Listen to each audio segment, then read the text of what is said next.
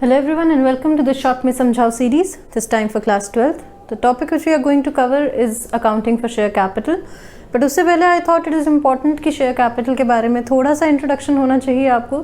So for all those जिन्होंने ये chapter पहले नहीं पढ़ा है या जिनको share capital के बारे में नहीं पता या जिनको basics clear नहीं है, कुछ terms के बारे में जो इन chapter में use होती हैं, वो please ये lecture ज़रूर देखें.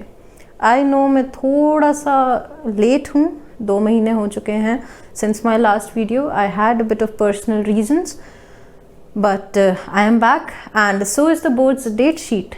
So let's get right into it and may the 4th be with you. You know the character Goli from Tarak Mehta का उल्टा चश्मा? तो वो ना मेरे पास आया, उसने मुझे बोला कि सी साहब मुझे ना एक पटीसरी खोलनी है. मैंने बोला पटीसरी? बोलता अरे फॉरेनर्स की बेकरी. मैंने बोला अच्छा. तो बोलता हाँ मेरे 7-8 दोस्त हैं तो हमने वो खोलनी है. तो आपको तो पता है मुझे खाने खिलाने का बहुत शौक़ है, तो मैं बनाता भी जाऊँगा, लोगों को भी खिलाऊँगा, खुद भी खाऊँगा. मैंने बोला बहुत अच्छा आइडिया है, खोलो. बोलता खोल तो लूँ, मुझे पैसा चाहिए. मैंने बोला भाई मेरे पास नहीं है. बोलता आपसे नहीं मांग रहा, पर मुझे बताओ मैं पैसा कहाँ से लाऊँ. मैंने बोला एक काम करो, तुम 7-8 लोग हो ना, अपना अपना कैपिटल कॉन्ट्रीब्यूट करो, पार्टनरशिप फर्म खोलो, शुरू हो जाओ. बोलता नहीं हमारे पास इतने पैसे नहीं है. मैंने बोला बैंक से लोन लो. बोलता नहीं बैंक से नहीं लोन लेना. मैंने बोला करना क्या चाहते हो भाई? तो बोलता हमें ना लोगों से ही पैसा उठाना है और बिजनेस में लगाना है. मैंने अच्छा ऐसी बात है, तेरे को कंपनी खोलनी है? बोलता हाँ मैंने सुना तो है बहुत कंपनी के बारे में, पर मुझे पता नहीं है एग्जैक्टली कंपनी होती क्या है. तब सबसे पहले तो मुझे बताओ कि कंपनी है क्या चीज़ और मैं कैसे बना सकता हूँ. मैंने बोला ठीक है. A company is an artificial person created by law having a separate legal entity with perpetual existence and common seal. बोलता है. मैंने बोला a company is an artificial person, मतलब कि लॉ की मदद से हमने कंपनी को एक अलग पर्सन बना दिया. having a separate legal entity मतलब कि company can own assets and owe liabilities under its name with a perpetual existence, मतलब चलती रहेगी कंपनी जब तक उसे वो वॉलंटरली बंद करने की प्रोसीडिंग्स ना शुरू की जाए. एंड कॉमन सील मतलब जैसे लोगों के साइन होता है, कंपनी का स्टैम्प होगा और ये स्टैम्प हर ऑफिशियल डॉक्यूमेंट में जाएगा. A company is an artificial person created by law having a separate legal entity with perpetual existence and common seal. It is registered under Companies Act 2013, governed by Companies Act 2013. मतलब companies पे Companies Act 2013 लगता है, वो law लगता है companies के ऊपर. ठीक है, अच्छा तक समझ आया कंपनी क्या होती है? अब सबसे पहले तो समझो गोली बेटा कि कैपिटल क्या है. Capital is the amount which you invest into a business.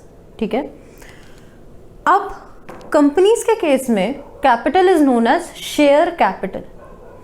Company की कैपिटल को बेसिकली हम छोटे छोटे हिस्सों में डिवाइड करते हैं जिनको हम बोलते हैं शेयर्स, और ये सारे शेयर्स कंबाइन होकर क्या बनती है? कंपनी की share capital. So capital is divided into smaller parts known as shares. ठीक है, हर बंदा अपने एपेटाइट के हिसाब से, मतलब वो कितना रिस्क ले सकता है, उसके पास कितना पैसा है इन्वेस्ट करने के लिए, उस हिसाब से शेयर्स खरीदेगा. कुछ लोग कम शेयर्स खरीदेंगे, कुछ लोग ज़्यादा शेयर्स खरीदेंगे. ठीक है, तो उसको हम बोलेंगे, जो बंदा जो शेयर्स खरीदेगा, होल्ड करेगा, उसको हम क्या बोलेंगे? Share holder. बेसिकली शेयर्स की हिंदी क्या बनती है? हिस्सा. तो कंपनी की ओनरशिप में हिस्सा इज नोन एज शेयर्स, और जो वो हिस्से को होल्ड करता है known as shareholders, also known as members. Basically वो क्या हुए? Owners of the company. मतलब एक तरह से वो पैसा लगा रहे हैं ना, तो ओनर्स हुए. बट कंपनी के केस में ओनरशिप और मैनेजमेंट जो है ना वो सेपरेट है. कि गोली बेटा कंपनी चलाओगे तुम ही, पर बस ये लोग ना, इनके पास वोटिंग राइट्स होंगे कुछ, मतलब कोई भी डिसीजन लेने से पहले तुम्हें इनसे पूछना पड़ेगा, मेंबर्स से. इनसे पूछे बिना नहीं तुम कुछ कर सकते. पर वैसे ओनरशिप और मैनेजमेंट जो है सेपरेट है. ओनर्स कंपनी नहीं चलाएंगे, कंपनी तुम ही चलाओगे. ठीक है, मेंबर्स की है limited liability. Now this liability is either limited to वो अमाउंट जो उन्होंने शेयर्स में इन्वेस्ट किया है, ठीक है, या फिर वो अमाउंट जो उन्होंने गारंटी किया है at the time of winding up of company. Winding up क्या हुआ? मतलब वॉलंटरली कंपनी को बंद करने की proceedings are known as winding up of company. ठीक है। उस टाइम पे अगर किसी ने बोला कि हाँ मैं इतना पैसा दूंगा तो वो उस बंदे की लाइबिलिटी होगी, otherwise liability is limited to the amount subscribed as shares, ठीक है। Shares of a company are freely transferable except in one case, जो आपको अभी मैं गोली बेटा 2 मिनट में समझाऊंगा, ठीक है। अब समझ आया कंपनी क्या होती है?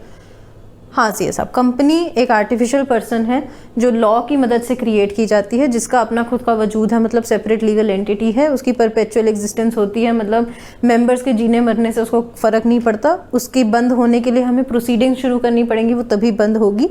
It has a common seal, मतलब उसकी अपनी स्टैम्प है, इसके ओनरशिप और मैनेजमेंट सेपरेट होगी, लिमिटेड लाइबिलिटी है, हर मेंबर की लाइबिलिटी लिमिटेड होगी to the number of shares held by them, और शेयर्स जो हैं वो ट्रांसफरेबल हैं। शेयर्स क्या हैं? It is basically a part of capital of company. Capital of company is divided into smaller parts known as shares. Shares को आप हिस्सा भी बोल सकते हो, तो कंपनी की कैपिटल में हिस्सा, उसको हम बोलते हैं शेयर्स। जो ये शेयर्स होल्ड करते हैं उनको बोलते हैं शेयर होल्डर्स, उनको हम मेंबर्स भी बोलते हैं। वेरी गुड गोली बेटा, तुम तो बहुत जल्दी समझ गए। अब कंपनीज के हैं टाइप्स। एक होती है 1 पर्सन कंपनी। इस कंपनी में होता है सिर्फ एक मेंबर, इसकी कैपिटल पे लिमिट है, 50 लाख से कम होनी चाहिए, इसकी पिछले 3 साल की एवरेज टर्नओवर 2 करोड़ से कम होनी चाहिए। कुछ बिजनेसेस हैं जैसे चैरिटेबल के लिए ये नहीं चल सकती, NBFC वाले काम ये नहीं कर सकती, ठीक है। तो ये है 1 पर्सन कंपनी, सिर्फ एक मेंबर। पर गोली बेटा तुम्हें ये काम नहीं आएगी क्योंकि तुमने तो बहुत लोगों से पैसा उठाना है।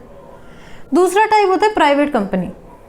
प्राइवेट कंपनी में मिनिमम होते हैं 2 मेंबर, मैक्सिमम होते हैं 200 मेंबर, ठीक है।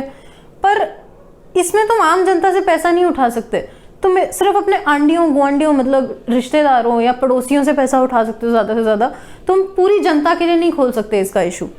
और ये शेयर ट्रांसफरेबिलिटी भी प्रोहिबिट करती है। मैंने अभी बोला था ना कि shares of a company are freely transferable, मतलब एक बंदा अपने शेयर दूसरे बंदे को दे सकता है, पर प्राइवेट कंपनी के केस में नहीं। प्राइवेट कंपनी के केस में इट प्रोहिबिट्स शेयर ट्रांसफरेबिलिटी। ऐसे ही नहीं कोई भी बंदा किसी को भी अपने शेयर बेच सकता, क्योंकि वैसे ही बहुत कम लोगों को सब्सक्राइब करने की इजाज़त है इसमें, है ना। तो ट्रांसफरेबिलिटी भी लिमिट की हुई है। तो इसमें भी तुम्हारा काम नहीं है, क्योंकि पब्लिक को तो तुम इन्वाइट ही नहीं कर सकते शेयर सब्सक्राइब करने के लिए। बेटा तुम खोलो सीधे पब्लिक कंपनी। पब्लिक कंपनी क्या है? मिनिमम 7 मेंबर्स होने चाहिए, मैक्सिमम मेंबर्स अनलिमिटेड हो सकते हैं।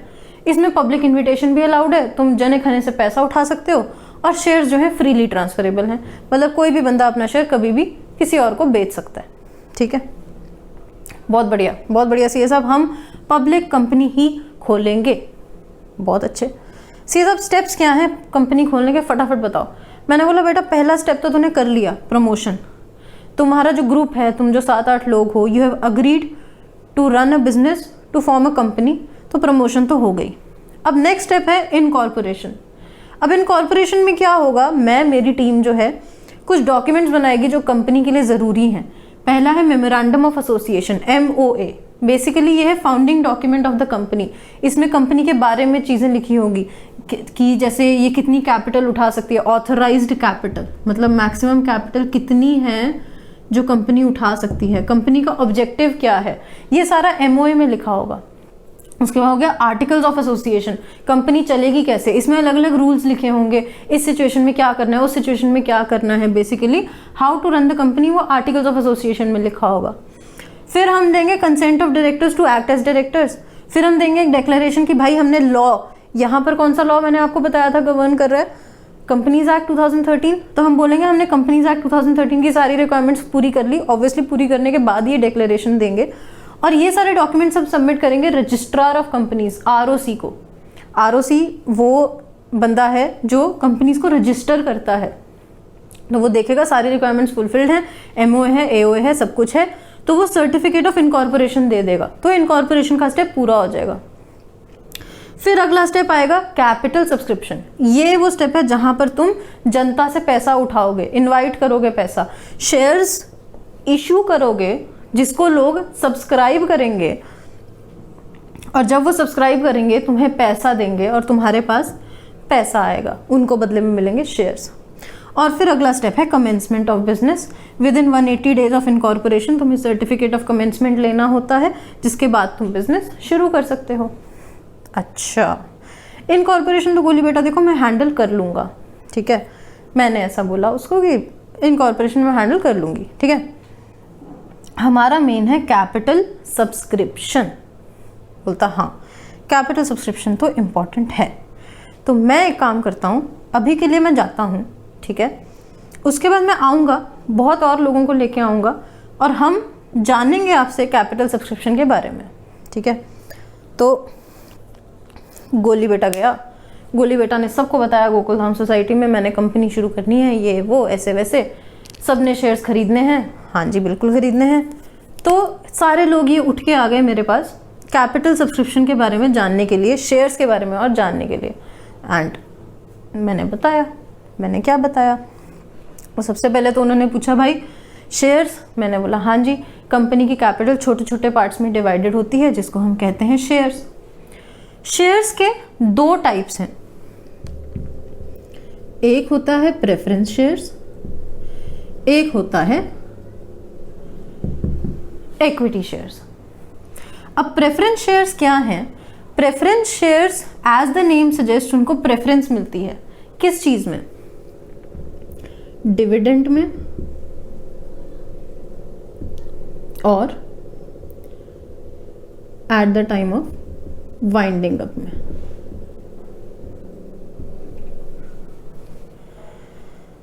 अब सबसे पहला सवाल था जेठालाल का, उसने मेरे को बोला कि यार अगर मैं अपना पैसा बैंक में जमा कर सकता हूँ, मुझे उसके बदले में इंटरेस्ट मिलता है, तो मैं शेयर्स क्यों खरीदूं?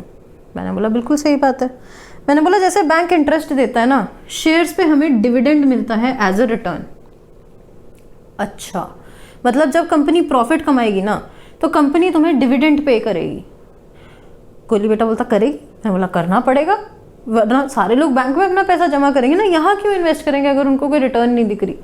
तो जब कंपनी प्रॉफिट कमाएगी, अगर कंपनी प्रॉफिट कमाएगी, जब कंपनी प्रॉफिट कमाएगी, कंपनी शेयर होल्डर्स को डिविडेंड पे करेगी खुशी से, अपनी रिटर्न होगा ये उस इन्वेस्टमेंट पे, शेयर होल्डर्स का रिटर्न होगा उस इन्वेस्टमेंट पे, राइट। अच्छा, प्रेफरेंस शेयर होल्डर्स को यहाँ प्रेफरेंस मिलती है, मतलब सबसे पहले जो डिविडेंड जाएगा वो प्रेफरेंस शेयर होल्डर्स को जाएगा, उसके बाद जो बचेगा वो इक्विटी शेयर होल्डर्स में डिवाइड होगा, है।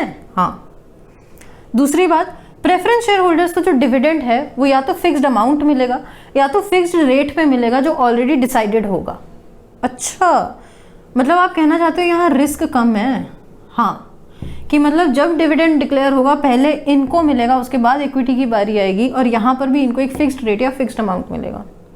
दूसरी प्रेफरेंस है इनको वाइंडिंग अप के टाइम पे, कि जब तुमने क्रेडिटर्स को पैसा दे दिया, लेंडर्स को पैसा दे दिया, उसके बाद जब शेयर होल्डर्स में पैसा डिस्ट्रीब्यूट होने की बारी आएगी, बचा हुआ पैसा डिस्ट्रीब्यूट होने की बारी आएगी, तो सबसे पहले प्रेफरेंस शेयर होल्डर्स को उनका पैसा वापस किया जाएगा और फिर बचा हुआ पैसा इक्विटी शेयर होल्डर्स में बांटा जाएगा। अच्छा, तो यहाँ पर भी रिस्क कम हो गया। हाँ, इसका कहने का मतलब है इक्विटी में रिस्क ज़्यादा है। हाँ, पर भाई मैंने तो जेठालाल ने फिर बोला भाई मैंने तो सुना कि जहाँ रिस्क ज़्यादा होता है वहाँ रिवॉर्ड भी ज़्यादा होता है। मैंने बोला जेठा भाई पक्के बिजनेसमैन हो आप। हाँ, जहाँ रिस्क ज़्यादा है वहाँ रिवॉर्ड भी ज़्यादा है, और वो रिवॉर्ड किस फॉर्म में है? सबसे पहला तो ये कि जो इक्विटी शेयर होल्डर्स हैं वो मैनेजमेंट में अपना हक जमा सकते हैं। What do you mean?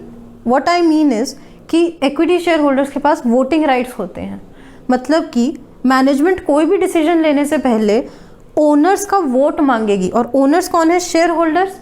तो ये जितने भी इक्विटी शेयर होल्डर्स हैं ना, किसी भी डिसीजन को अपनी वोटिंग से या तो इम्प्लीमेंट होने देंगे या इम्प्लीमेंट होने से रोक सकते हैं। कैसे? या तो उसके फेवर में वोट करेंगे या तो उसके अगेंस्ट वोट करेंगे। मेजॉरिटी वोट जहां होगा या तो वो डिसीजन इम्प्लीमेंट हो जाएगा या तो वो नहीं होगा। तो एक तो इक्विटी के पास ये राइट है to participate in the management through voting rights. और दूसरा ये कि जिस साल कंपनी के बहुत ज़्यादा प्रॉफिट्स हुए उस साल कंपनी ज़्यादा डिविडेंड डिक्लेयर करेगी, है ना। प्रेफरेंस शेयर होल्डर्स को तो फिक्स्ड मिलेगा जितना डिसाइडेड है, तो बाकी जितना भी बच गया फिर वो ज़्यादा है। अगर तो कम है तो चलो कम रिस्क है, पर अगर ज़्यादा हुआ ना तो ऐसा भी हो सकता है कि इक्विटी वालों को जो डिविडेंड है वो प्रेफरेंस वालों से भी ज़्यादा मिल जाए। क्यों?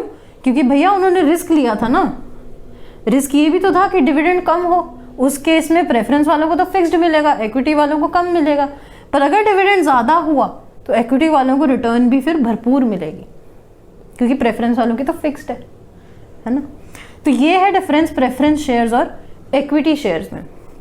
अब क्योंकि प्रेफरेंस में रिस्क कम है, प्रेफरेंस शेयर्स की जो वैल्यू होती है वो मतलब नॉमिनल वैल्यू, मतलब प्रेफरेंस शेयर महंगा होता है as compare to equity. Preference share 50, 100, 200 ऐसे रुपए, एक शेयर 50, 100, 200 रुपए का होगा। इक्विटी शेयर की नॉमिनल वैल्यू एक शेयर की कम होती है। क्यों? क्योंकि ताकि बहुत सारे लोग जो हैं, छोटे छोटे इन्वेस्टर्स जो हैं, वो आराम से इसमें इन्वेस्ट कर सके। प्रेफरेंस शेयर्स की थोड़ी वैल्यू ज़्यादा होती है कि भैया मतलब थोड़े से महंगे रखे जाते हैं वो, ठीक है। इसलिए बहुत सारे लोग जो हैं वो इक्विटी में इन्वेस्ट करते हैं क्योंकि ये थोड़े सस्ते होते हैं, राइट। ओके, अच्छा, अब प्रेफरेंस शेयर के आगे टाइप्स होते हैं बेस्ड ऑन डिविडेंड, क्यूमुलेटिव या नॉन क्यूमुलेटिव। मतलब क्यूमुलेटिव का, क्यूमुलेट का मतलब होता है इकट्ठा करना। तो क्यूमुलेटिव प्रेफरेंस शेयर्स वो होते हैं जिनका डिविडेंड इकट्ठा होता रहता है। मैंने बोला कि अगर प्रॉफिट्स होंगे तो डिविडेंड डिक्लेयर होगा, ज़रूरी नहीं है कि प्रॉफिट्स हो, ऐसा भी हो सकता है कि लॉस हो कंपनी का। तो सपोज ईयर 1 में कंपनी को लॉस हुआ, कंपनी ने कोई डिविडेंड नहीं डिक्लेयर किया, ईयर 2 में कंपनी को प्रॉफिट हुआ, तो उस केस में कंपनी पहले प्रेफरेंस शेयर्स के डिविडेंड क्लियर करेगी और उसमें भी पहले पिछले साल के जो डिविडेंड्स पेंडिंग है वो क्लियर होंगे, फिर इस साल के मिलेंगे, फिर जाके इक्विटी का नंबर आएगा। वो होते हैं क्यूमुलेटिव प्रेफरेंस शेयर, जहां डिविडेंड अक्यूमुलेट होता रहता है फॉर पेमेंट। नॉन क्यूमुलेटिव जहां नहीं होता। दूसरे है participating and non participating preference shares, कि मतलब डिविडेंड के बाद भी प्रॉफिट्स में कुछ शेयर जिन प्रेफरेंस शेयर्स को मिलता है वो है पार्टिसिपेटिंग प्रेफरेंस शेयर्स, नहीं मिलता वो है नॉन पार्टिसिपेटिंग प्रेफरेंस शेयर्स। फिर तीसरे हैं तुम्हारे रिडेम्पशन, मतलब पैसा लिया है तो पैसा वापस करना। तो रिडीमेबल प्रेफरेंस शेयर्स होते हैं जो एक पर्टिकुलर टाइम पीरियड के बाद वापस करने होते हैं कंपनी को, मतलब जो पैसा उन्होंने उठाया है शेयर होल्डर से वो वापस करना होता है, that is redeemable preference shares. और इररिडीमेबल प्रेफरेंस शेयर्स वो होते हैं जिनका पैसा वापस नहीं करना होता। The law does not permit the issue of irredeemable preference shares, मतलब प्रेफरेंस शेयर्स में भैया रिस्क इतना है ही नहीं, डिविडेंड का रेट फिक्स्ड है, ठीक है, रिडीमेबल है, मतलब एक टाइम के बाद पैसा वापस आ ही जाएगा, वाइंडिंग अप के टाइम पे भी प्रेफरेंस है। इक्विटी में रिस्क है, इक्विटी में डिविडेंड भी फिक्स्ड नहीं है, इक्विटी में पैसा बचा अगर तो मिल जाएगा, नहीं बचा तो कुछ नहीं मिलेगा, ऐसा भी हो सकता है, पूरा का पूरा पैसा डूब भी सकता है। पर भैया अगर रिस्क है तो रिवॉर्ड भी है, मैनेजमेंट में उनका से है, एंड जिस साल में प्रॉफिट ज़्यादा हुआ उस साल में डिविडेंड भी उनको ज़्यादा मिलेगा। तो अब प्रेफरेंस और इक्विटी समझ आ गया, ठीक है, हमने सबको समझा दिया, पूरी गोकुलधाम सोसाइटी समझ गई। सब ने बोला कि हाँ जब कैपिटल सब्सक्राइब करनी होगी हमें बताना, हम करेंगे, ठीक है। अब सब इनकॉर्पोरेशन हमने कर दी, सारे डॉक्यूमेंट्स हमने कर दिए, हमें आरओसी से मिल गई अप्रूवल, ठीक है, सर्टिफिकेट ऑफ इनकॉर्पोरेशन आ गया। अब टाइम आया कैपिटल सब्सक्रिप्शन का। अब मुझे गोली को समझाना था कि भैया अकाउंटिंग पॉइंट ऑफ व्यू से कैपिटल के क्या टाइप्स होते हैं। मैंने बोला गोली सुन, बता। हाँ, मैंने बोला देख, जब हमने मेमोरेंडम ऑफ एसोसिएशन बनाया था ना, जिसमें हमने बताया था कि कंपनी क्यों फॉर्म कर रहे हैं, कैसे क्या, ठीक है, उसमें हमने ऑथराइज्ड कैपिटल डिस्क्राइब की थी, मतलब ये है मैक्सिमम अमाउंट ऑफ कैपिटल विच देसी पेटिशनरी कैन रेज। अच्छा, मैंने बोला ऑथराइज्ड कैपिटल हमने वहां पर डिसाइड की हुई थी। तो ऑथराइज्ड कैपिटल क्या हो गई? वो capital, maximum amount of capital which the company can raise, ठीक है। पर अब इसमें से तूने कितनी कैपिटल इशू करनी है, अभी तेरे को कितनी जरूरत है, तुझे अभी बिल्डिंग ही खरीदनी है ना, तो तू सिर्फ उस हिसाब से कैपिटल अभी इशू कर। पूरी कैपिटल इशू करने की जरूरत नहीं है, जितनी ऑथराइज्ड है सारी इशू करने की जरूरत नहीं है, कुछ बचा, ठीक है। तो एक तो हो गई ऑथराइज्ड कैपिटल, ये आ गई मैक्सिमम। पर इसमें से अभी हम कितनी ऑफर करेंगे पब्लिक को, कितनी हम इशू करेंगे, उसको हम बोलेंगे इशूड कैपिटल। मतलब it is a part of authorised capital which is issued by the company for subscription. Members को हम इशू करते हैं कि भाई हम ऑफर करते हैं कि यार हम इतने शेयर्स इशू कर रहे हैं। मतलब फॉर एग्जांपल अगर मैं बोलूँ कि 1 करोड़ तुम्हारी ऑथराइज्ड है, मतलब 10 lakh equity shares of 10 each, तो उसमें से जो अभी हमें सिर्फ 10 लाख चाहिए अगर, तो हम अभी 1 लाख शेयर्स ही इशू करेंगे 10 रुपीज़ ईच के। तो ये जो 1 लाख शेयर्स हो गए, ये हो गई इशूड कैपिटल, मतलब इतना हम पब्लिक को अभी इजाज़त दे रहे हैं कि तुम इतने शेयर्स जो हैं सब्सक्राइब कर सकते हो। This issued capital can be less than और equal to authorise capital, obviously it can not be more than authorise capital, क्योंकि ऑथराइज तो अपने में ही मैक्सिमम है। ठीक है, अब अगला आता है सब्सक्राइब्ड कैपिटल। तुमने तो पब्लिक को बोल दिया कि आओ आओ 1 लाख शेयर्स सब्सक्राइब करो, पर पब्लिक कितना सब्सक्राइब करेगी उसको कहते हैं सब्सक्राइब्ड कैपिटल, कि out of the issued capital कितना पब्लिक ने सब्सक्राइब किया, कितना पब्लिक ने एक्सेप्ट किया, कितने के लिए पब्लिक ने अप्लाई किया और कंपनी ने उसको एक्सेप्ट किया। ठीक है, मतलब कि इशू तो तुमने कर दिए 1 लाख शेयर्स, पर पब्लिक कितना सब्सक्राइब कर रही है। अब हो सकता है पब्लिक अंडर सब्सक्राइब कर दे, नया नया शेयर है, पब्लिक को भरोसा नहीं है, ठीक है, हो सकता है कम लोग इंटरेस्टेड हो सकता है पब्लिक ओवर सब्सक्राइब कर दे। तुम्हारा आइडिया इतना ज़बरदस्त है, तुम्हें मतलब पब्लिक को तुम पे भरोसा है कि तुमने तो 1 लाख शेयर्स का ऑफ़र दिया था, लोगों ने 2 लाख के लिए एप्लीकेशंस भेज दी, या फिर हो सकता है अभी भरोसा नहीं है, 1 लाख शेयर्स का ऑफ़र दिया था, पब्लिक ने सिर्फ 85,000 ही सब्सक्राइब किया।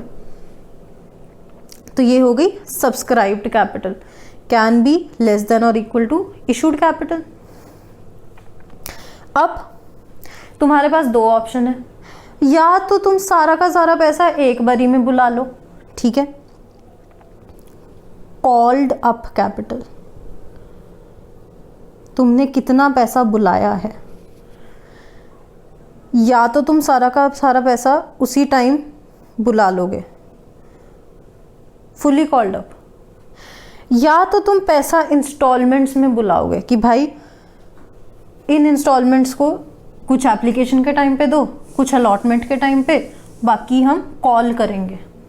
ठीक है, तो जब जितना तुम पैसा कॉल कर रहे हो उसको कहते हैं कॉल्ड अप कैपिटल, या तो तुम पूरा लमसम एक ही बारी में, उसको कहते हैं लमसम कॉल, या तो तुम इंस्टॉलमेंट्स में पैसा उठाओगे।